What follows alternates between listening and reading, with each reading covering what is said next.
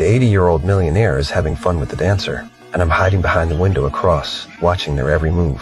Her body distracted me for a moment, but I looked away quickly, because the billionaire was my real target. I racked the slide and aimed at him. Just as I pulled the trigger, she suddenly stepped in front of him. The bullet hit her. I killed the wrong person.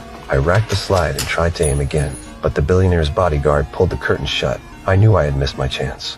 I had to get out right away. 2 shots were enough for police to track me. I broke the gun into parts and shoved them in my bag.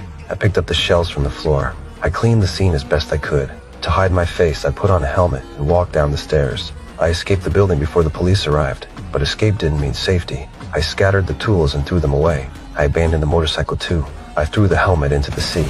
I used the store restroom and dumped all my clothes in the trash. I washed myself clean.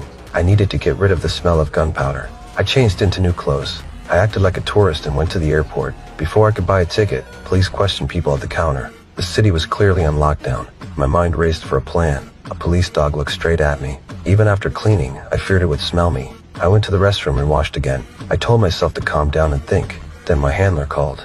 He insisted I finish the job. As a killer, I knew the mission was impossible now. I refused him and cut contact. Luckily, the police did not know my identity yet. I bought a ticket and boarded the plane. A man with sunglasses stared at me the whole flight. 10 years of killing told me he was not just another passenger. He most likely had my face on his list. Probably my employer wanted me dead after the failed job.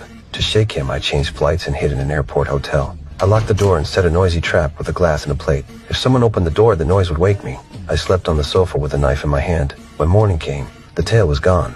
After switching flights a few times, I went back to the house in the countryside where my wife was. I tried to swipe the gate card and found unfamiliar footprints and many cigarette butts. Someone had been here. I grabbed a loaded pistol from the car and crept around the back. The house was silent, yet my wife's favorite music still played, but her presence was nowhere to be found. I found signs of a fight and blood on the floor. Panic hit me. I rushed into the room. The makeup mirror was smashed to pieces. Blood streaked the walls. I feared the worst for my wife. I called my brother-in-law in a panic and learned she was in the hospital. She was badly hurt, but alive. Her injury filled me with rage. I wanted them to pay. I went into the garden and took out my secret weapon.